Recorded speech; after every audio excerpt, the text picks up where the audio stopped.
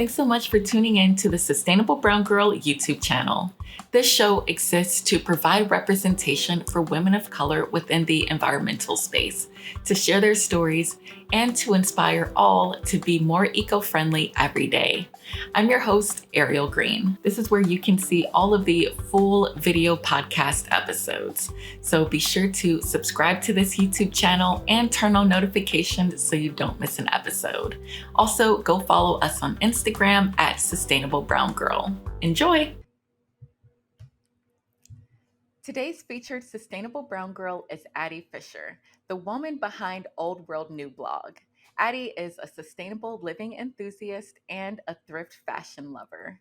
On her blog and Instagram, Addie shares sustainable living tips and encourages her audience to slow down and live more intentionally.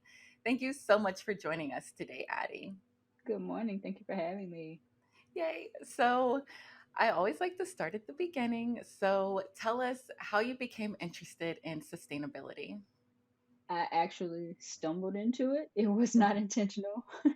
Yeah. So in college, I majored in architecture and I was very obsessed with restoring old buildings. That's what I wanted to go into. But along the way, I kind of fell out of love with architecture. But in the process of studying historic preservation, I learned about sustainability because it's a big pillar of that field of architecture. And when I learned about it, I just became obsessed Yeah. and fell in love with it. And, just started trying to, when you're new and green and you're like, everything has to be sustainable. I Hmm. was like that, of course, and along the way, learned to calm down. But I just went headfirst into it once I stumbled across it. Wow. So when you were studying architecture, it was more like building new buildings, not necessarily restoring old ones. Yes, a dream of mine since I was 12 was to study in Italy, and I was actually doing that. And what we Wow. did for our main projects was taking existing buildings, because Italy, those buildings are so old there and they're reusing them for hundreds Hmm. of years. So our projects were based on taking these existing buildings and reimagining them. And that's exactly Wow. what I loved. And I took the historic preservation elective, and from there, yep, that's how I started it. Wow. So are you still in architecture? No, I Okay. worked in it for 2 years until my son was born, and it was rough because something I wanted to do since I was 12, Yeah. and it was hard to pivot away from it when I thought that that's what I was going to do with my whole life. But it was a surprise. Like, it led me to sustainability, and it's something that I'm so passionate about now. Yes, I love it. I love it. I mean, hey, it definitely, like you said, it led you to sustainability. So if Yes. that's the path that you had to take, then so be it. Hmm. Right, and I don't regret it at all. Like, my college experience was so much fun. It was Yeah. difficult because I didn't realize how much I didn't like it until I got into the real world. Oh, right. Yeah, but like I said, it led me to where I'm supposed to be. Yeah. Awesome. So now tell us, well, what made you start the Old World New blog? College again. I love my college experience. I Yeah. started an architecture blog for a class project, but then we had a green blogging competition, and I was Hmm. already blogging about historic preservation, so there was some sustainability to that. But we had a green blogging competition from our newly established sustainability office on campus, and I won that competition, started working at the office, and then I just didn't stop. Like, just thrown Wow. headfirst into these random sustainable things, and I couldn't get enough of it. Yeah. Wow. So when you started, or okay, so I guess did you turn your architecture blog into Old World New, or you just like made a Yes. new one? So it was Okay. originally Old World New Girl, and it was like, I love old things and I love making them new. Yes. And so that was, specifically for architecture at first, but now it's just like, there are so many old habits and lessons that we can learn from our elders and from people who have taken care of the earth so well. Like, we can learn from them and incorporate them into our lives. And we're seeing so much technology today. It's based on knowledge from our ancestors. Like these are things that they've done before, but now we're like, oh, Yes. this is so new. No, it's not new. It's just Right. we weren't introduced to it because we had the Industrial Revolution and things changed a whole lot. So we're having to get back to those ways so that we can get back to taking better care of the earth. Yes, I love it. That makes so much sense now. I always kind of wondered what your, Instagram Mhm. handle and blog name meant, and now it just like clicks. I love it. Oh, that makes me so happy. I always wonder if I like tie. I don't know if I tie it in very well on my about page because it was, it's very specific to architecture, but now it also applies to, sustaining the earth. Yes, yes. So you like thrifting. Oh, Tell us what were you thrifting as like a child, like an adolescent, or is it something that kind of came on in your older years, your adult years? so garage sales, rummage Hmm. sales, yard sales. I loved them as a child. Yes. And my granny would take me to them, and I remember like distinctly, like she'd give me $5. And one time I found two ballerina dresses like for $1 each, and I have these like they were too big, but I was like, okay, I want both of these dresses. I'm taking them home and I'm wearing them for no reason at all. And like Yeah. just going and I just love old stuff. Hence the Hmm. name as well. I love old stuff. So Yep. going and rummaging through someone else's belongings when they're, getting rid of them and going into a new phase of their life, I get to find these treasures and incorporate them into my life. So I've always loved it. My older cousin introduced me to thrifting, and I remember like my first thrift store trip and getting a Winnie the Pooh shirt. I was so in love with it, and it was my favorite color. It was green stripes with Winnie the Pooh sitting on my chest. I was so happy. And Oh, when I got older, high school, I didn't think about it much, but in college, broke college student, had to get back to the thrift store, and hmm, I remembered how much fun it was, and how much you can find treasures in the thrift store. So yeah. college, that's like the running story. My college experience was pretty fun, hard but fun. Yeah. Wow. Where'd you go to college? The University of Arkansas. Nice. Do you still Mhm. live in Arkansas now? I'm in Texas. Oh, okay. Mhm. Awesome. So, for people who may be new to thrifting, I feel like, most people have done it before, but I think some people kind of feel overwhelmed by it. Mhm. So, do you have any tips to offer people who are, kind of new to thrifting or just aren't in love with it? Yes. If you can go with a friend who already thrifts. That's how we have like some of my friends and I have converted other friends into thrifters, like Yeah. lifelong thrifters now. Just by going with them and showing a little direction. When you go to the thrift store, have a list, but don't have high expectations Mm. because you never know what you can find. And you have to remember thrift stores are not department stores. Everything is not where it's supposed to be. So if you have the time, look everywhere. But if thrift stores, they can be overwhelming, even for me sometimes.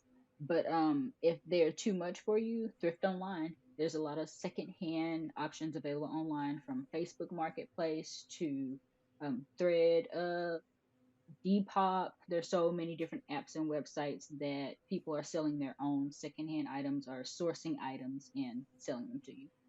Yes, absolutely. So aside from your Winnie the Pooh shirt, what have been some of your like most prized thrift finds? Oh, okay. So vinyl records are definitely one of them. I love finding vinyl. Oh. And I I have specifically, it's difficult to find vinyl of black artists. Mm-hmm. So when I go, I search for black artists. And this is at, like old thrift stores. Usually there are a lot of Christmas, gospel, and country vinyls. So if I can Mm-hmm. find a black artist amongst all of that, it's very exciting to find something there. Yeah. I have specific clothes like this shirt. This is one that I wear a lot. Cute. I'm a outfit repeater. Gotta be. Yeah. So I have a couple of shirts that I just really love. And a couple of years ago, I became obsessed with the color mustard yellow. So I have a pretty nice secondhand mustard yellow collection to wear. Nice. I like it. Are you an advocate for a like capsule closet? I am not because I am not that organized. Okay. No, I applaud everyone who does it, and I say if you Mhm. can, go for it because Yeah. yeah, it you can overconsume at the thrift store. I've done it before, and I've had to like cut back. There was like a whole year where I didn't shop for myself. Um, I've shopped for my son at the thrift store since before he was born. Like we get the Mm. majority of his clothes there, and I get the majority of mine there as well. It's harder to find clothes for my husband because he's like a skinny dude. Oh, yeah. So when we can find something for him, it is exciting, and we go for it. But for myself, I had to slow down because I was just like, ooh, it's $1, it's half price day. I can get everything I want, and then it just sits in the closet and it's a mess. So you still have to be concerned about overconsumption at a thrift store. You have to be mindful about that. Yes, exactly.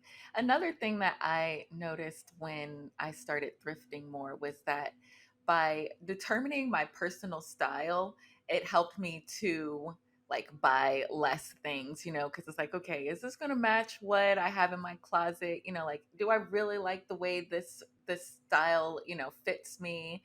Because like you said, you see things that are cheap and they're cute, but it's like, am I really going to wear that, Yes, understanding your style matters so much. And I think my overconsumption was in a period where I was trying to figure out my style again because Mhm. previously I was thrifting business casual because I was in an office all day. And then I became a stay-at-home mom and then a homeschooling mom and then also trying to just feel good about what I wear but be comfortable because no matter what, that is my number one rule. I need to be Oh, comfortable, and yeah. I don't even wear it. Like I tried to wear heels recently. I was like, what? Why? What is this torture? What is this torture? Why do we do this to ourselves? Um, but like comfort is number one. Like and then style comes after, and it has to be comfortable enough to run around at the park or at the museum all day with my son. And then also like just sitting at home, I have to get cute sometimes because I can get in a rut just sitting at home. We're doing school and then he's playing all day and I'm trying to cook and everything, but I still want to be cute sometimes. So my Yeah. style changed and I had to figure that out and hone in on it to stop that overbuying. Just Yeah, trying to figure right. out everything. Right. Yeah, that's so important. So let's talk more about being a sustainable parent, So you said that you've been thrifting for your son since before he was born. Tell us Yes. more about that and how you've come to be like what being a sustainable parent means to you. Okay. So in the beginning, I was very like, okay, I need reusables, glass, and secondhand clothes. And for the most part, it has stayed the same. We invested in good products and secondhand products early on. We gladly accept hand me downs and we give hand me downs as well. I have a nephew who's 1 year younger than my son, and he gets excited every season to get a box from us. And it makes me so happy. My sister's like sending me pictures of him wearing my son's outfit and how he's excited Oh. about them. I know. It is the cutest thing. So from the beginning, I knew that I wanted to cloth diaper, and Hmm. that was 6 years ago. Seems so long ago. He's still my baby, but everyone was kind of, "Are you sure?" I'm glad no one was like, "Ah, no, don't do that." Everyone was just like, Addie, or they call me Danielle. Danielle does her own thing, so I guess we'll see how this goes. So Uh-huh. at the baby shower, there are certain games that involve disposable diapers. So I turned them into cloth diaper games and it introduced everyone to them and it made it fun. Everybody was like, I'm still not changing it. That's cool, but this is really cool. I'm applauding you. And the cloth diapers of the past were very hard to keep clean, and just tedious to take care of. But cloth diapers now are totally different. So that's something that a lot of people got to see and experience for the first time. Because I was the first person in my family to use cloth diapers since I guess I was a child back when they were different. Hmm. Hmm. Wow. So, how was your husband with the cloth diapers? Because, I had Lacey from Teach Go Green, and we talked a Mhm. lot about cloth diapering. And, I think she said her husband was kind of on board, but it took a little time for him to get used to it. So, how was it with your husband? Like everyone else, it's just Addie is gonna do what she does. So y'all better Yeah. get on board. Yeah, yeah, yeah. So he was iffy about it at first, and I kind of was chill. I was like, maybe I'll have a time period where I just use disposables at first. And I did for like the first week, and then I started slipping the cloth diapers in there, and it was just so easy and natural to do it. And Yeah. it was just no big problem. We established a routine about washing. If I'm changing the diaper, he's going to rinse it out, and vice versa. And we had all the tools we needed so that it wasn't difficult. We had the bags to store them in so that it wouldn't just be, dirty diapers all over the house. Mhm. We had the routine to get them washed quickly, sit down and stuff them together because the kind that I use, they require stuffing. And it was just, I thought this was weird at first, but there you go, making weird stuff fun again. Yeah. Yeah. Right. Old world new. Yes. I love it. And like you said, that was 6 years ago.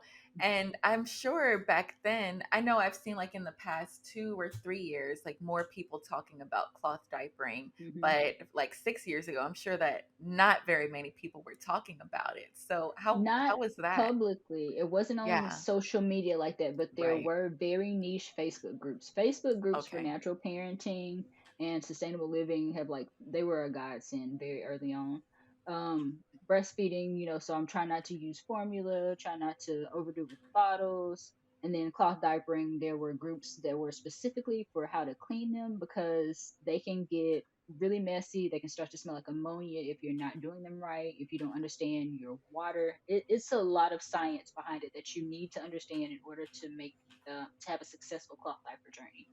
And Mhm. those groups made a world of difference for me because I wouldn't Yeah. have known anything that I need to know, like my water pH level. What? Wow. Yeah.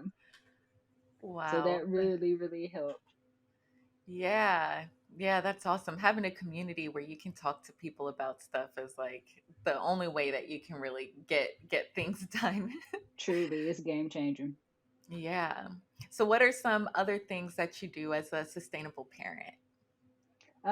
Like I said, so we did cloth diapering, thrifting, Mhm. glass bottles, just being mindful to not overconsume. I was really worried. I didn't want to find out the gender because I wanted to be surprised, but also I didn't want to be to be a barrage of pink and blue things. I was just so Yeah. anti that. So if it's a little girl, everybody's buying all these little pink frilly things, and if it's a boy, they're buying all these machismo your girlfriend's looking at me stuff, and I was like, nope, I don't want any of that. I don't want anything to do with that. So not finding out the gender caused a lot of people to not want to buy clothes. So I Mhm. didn't have a surplus of newborn clothes, and like he's 3 months and outgrowing them, hasn't been able to wear all these clothes that other people buy. And I think that was, it was kind of sneaky on my part, but I was really thankful that I didn't have all that extra stuff. We just had the gender neutral stuff from the thrift store and a few things that people bought, like yellow and green. It was really Yes. simple, didn't overbuy. And I think that's really important to state, to the people who support you the most and who are going to be there at the baby shower, like, I don't want all of these things. I want to keep it simple. Buy a cloth diaper, just one's fine. If everybody buys one cloth diaper, I have a stash. Yeah. Um, and now as he's getting older, it's all about really talking about being sustainable because he understands it. Mhm. He Mhm. understands the banana peel goes into the compost bin. And then when I'm slacking, he's like, Mom, why'd you put the banana peel in the trash can? So he's catching on. So it's Yeah. normalizing this for him. And in a way, this is stuff that was normal for me as well, like at my grandparents' house, because they had a garden and farmed all their life. And, it's like you put the food back into the land, you don't put it all into the trash. If it has grease in it, it goes in the trash. But if it's like a watermelon peel, you throw it out in the garden. And that becomes good soil. not necessarily composting, but it becomes, it goes back into the earth. And now I'm just like more intentional about it. That was just like, this is what we do. We throw the scraps out into the garden. You feed the dog with the other scraps, or you just put it in the trash, using every part of something. And now I have books that I can use to talk to him about that so that we can have actual conversations about it. I can model the behavior and sit and talk to him about it. So yeah, now it's just a lot of actually speaking to him about being sustainable because kids understand things. They are smart. Yeah, definitely. Yeah, and that's great that he's helping to keep you accountable too. Yes. My little accountability partner. Right, so cute. Um, I wanted to touch on how you said that you didn't want to know the gender Mhm. of your baby before they were born. Like, I feel the same way. And because I think that I like everyone's gonna buy everything pink and blue and stuff. So that's amazing. So did you not find out until he was actually born? Yep. Yep. Wow. It And takes I feel, reminding. Oh, go ahead. uh-huh. No, no, you go. Oh, it takes reminding your birth team and everyone else, depending on what route you go. Like if you go to the doctor, it takes reminding everybody, like, hush, don't tell me. I don't want to know. Yeah. Every time it's like, shh. Yeah, wow. How did your husband feel about that?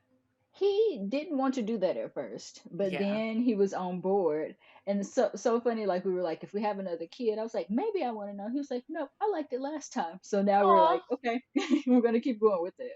yeah, that's Yeah. great. Oh my gosh, like literally, that is like one of life's biggest surprises. Hmm. So I think that's so amazing. All right. Now you are a Instagrammer, a blogger, an influencer. And I think it's so important to have more sustainable influencers because you're helping to spread the word about, living a more sustainable life and environmentalism and all that. So, you have quite a few followers on Instagram now and a successful blog. Do you have any tips for people who are looking to, be a sustainable influencer? Hmm. Definitely. Consistency is one thing, but there's a balance. There's consistency and grace because I've been consistent to the point where I started to not like it because it Hmm. was overwhelming and I wasn't giving myself grace. You have to give yourself grace. And if you're tired, take a break. It's it's honestly like disheartening to see how the algorithm kind of punishes you, even though they say it doesn't, but how it punishes you if you're not consistent. Yeah. But if you are building a community of people who are, there to be real with you, they'll understand. Uh, and I say keep it real. That's one of my biggest things. Is like I just want to show people the real of everything. It's fun to be glamorous, but it's not also glamorous. And I just want people to know that, like, being sustainable is fun, but it's a change. If you weren't raised that way and you're trying to Yeah. get into it as something new, there's a learning curve, and there's something new to learn every month because there's so many things being developed. There's so much news around it in the government and like the UN. Everybody's like trying to. There's so many forces at play trying to make our world more sustainable every day, and that's from the smallest level, like kids organizing street cleanups, to somebody going to speak in front of the Senate about something. Like, all these Yeah. little parts matter, and if you are someone who is wanting to influence others, like, your part matters too. Just be real about it. um Build a community of people, and it'll be fun. Just make it fun. Have fun with the community that you build. Yeah, absolutely. Do you work with brands often? And if so, like, how do you determine what types of brands to work with? I do work with brands often, and Mhm. I just try to research them thoroughly because a lot of people say things that aren't true. Like, people will come to you like, "Oh, we have this new sustainable shoe," and you go to their website and there's nothing on their website about sustainability, or they'll say Yeah, sustainable one time, but there's no evidence. And so I just learned to find the people who have the evidence. Like whether I approach them or they approach me, I need to see the work behind it. And I like to think that they did the same when they vetted me and they wanted to work with me as well. They saw my work and saw the proof that I am someone who really is into sharing true sustainable solutions, whether that's a baking soda hack or a $100 shoe. Like I Uh-huh. want to be able to share it no matter the level so that it is accessible to everyone. But yeah, definitely do your research because some brands are like over the top excellent and you learn so much from that one brand. Like I can go to Seed. Have you heard of Seed, the symbiotic probiotic? No. It's a symbiotic, so it's a probiotic and a prebiotic together.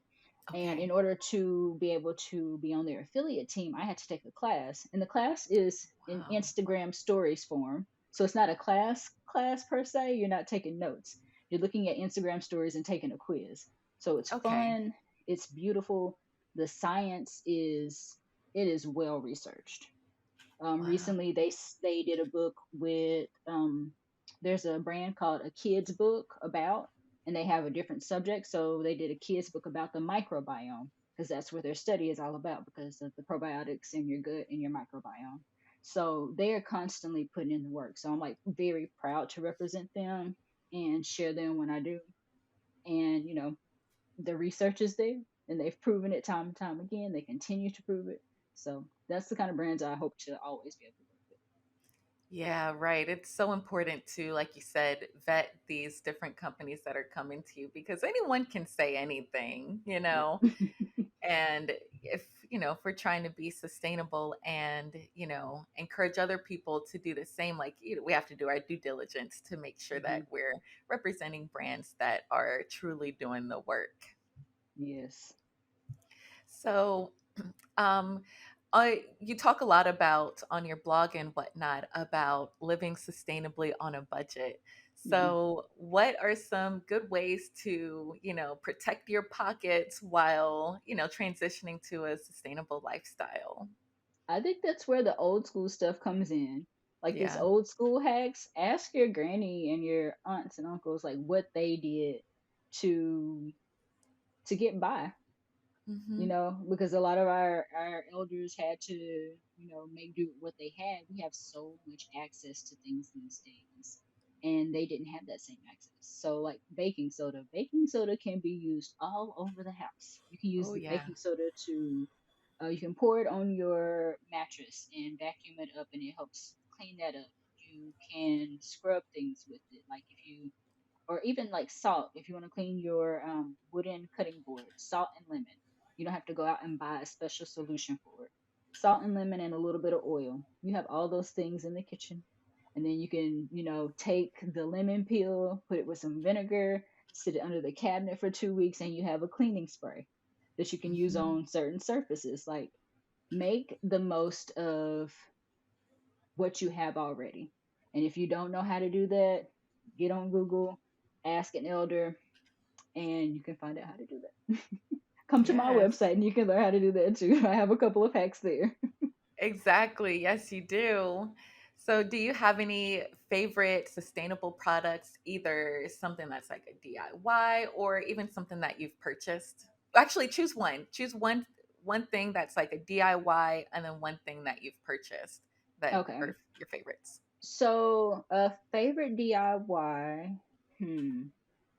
I think the simplest one is cutting up old towels. Like I hadn't Mhm. thought of that before, but when I saw someone else doing it some years back, I was like, "Oh, duh!" Like, okay, okay. I had some.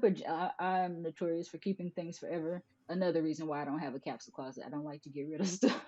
Yeah. But I had a pair of pajamas from junior high. My SpongeBob pajamas. Like I have pictures in these pajamas when I was a tween.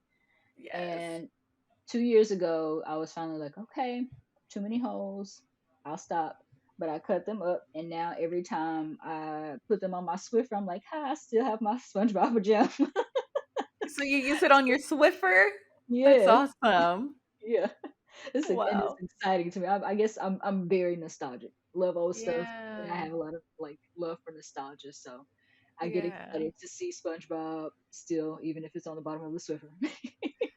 So Yeah, that's I love one it. that's like super easy, and it's a way to divert waste from the landfill. And also, like, I don't have to buy rags for gross cleaning. I can buy my cute rags for my hand towels because we don't use paper towels. We use cloth towels. So I can buy Hmm. cute rags for that. They don't stay cute long because enough Right. spaghetti sauce will ruin anything. Yep. But I'll have that for that, and I'll have, my old towels and old clothes for cleaning up. So that's one homemade. One purchased sustainable thing that I really like. I'm going to go back to seed because they also have a sustainable system. So they mail your first probiotic batch in a case that is like completely recyclable. It comes in a cardboard case, and the cardboard case has, instead of foam, it has a mushroom part thing that holds everything in the correct place. And so I Hmm. broke that mushroom thing down and put it in my compost bin, and like it's composted. It's used for something else now. And then the bottles are glass, so each month they ship you a refill in, it looks like a paper bag, and it's lined with something that's silver, so it looks like it's not recyclable, but it's compostable, and it's Wow. like all plant based. So not only were they thinking about like your insides and taking care and regulating your gut health, but they're thinking about the earth as well with it. So it's like I every time I every time I think about them, I'm just really amazed about how much was put into it. It's just really cool that they not only thought about your body, but they thought about the earth, because all of this works together. The earth impacts Yes. us, we impact the earth. And like a mushroom holder that's, it's not foam. It's just it was really cool. Really cool. Yeah. Wow. Mm, Yeah, that does sound really cool. They sound like an awesome brand, like all mm, around. They're thinking about everything. Definitely like holistically sustainable. Yes, exactly. So you keep mentioning your compost. So tell me Mhm. more, like how do you compost? Ooh, child. Okay. So, uh, 2020, I was supposed to take a master composter class because I have my Oh. compost tumbler, but it's not turning out right. So I'm putting Mhm. the stuff in there, but it's something I'm not doing that's not right. And it's like I think maybe I'm not putting enough water in. I don't know, but I was really excited to take the class. 2020 happened. Didn't take the Yep. class. And it's finally back this year. So I'll be taking the class. But I have gotten like a little final product out of it before, but just like not consistently. So this is Mhm. one of those learning curves that I'm still on. But yeah, like we have a lot of fruit and vegetable scraps, and we put them in there, balance them out with the browns, and sometimes my balance is off. Yeah. So I'm still learning, and it's been fun. Because I'm learning alongside my son as well. Like he Right. sees it, he put it together with he helped put it together in his mind. He did. Yeah. He was there as we put it together, as we started using it for the first time. He was old enough to see the difference of things going all to the trash and versus going to the compost bin.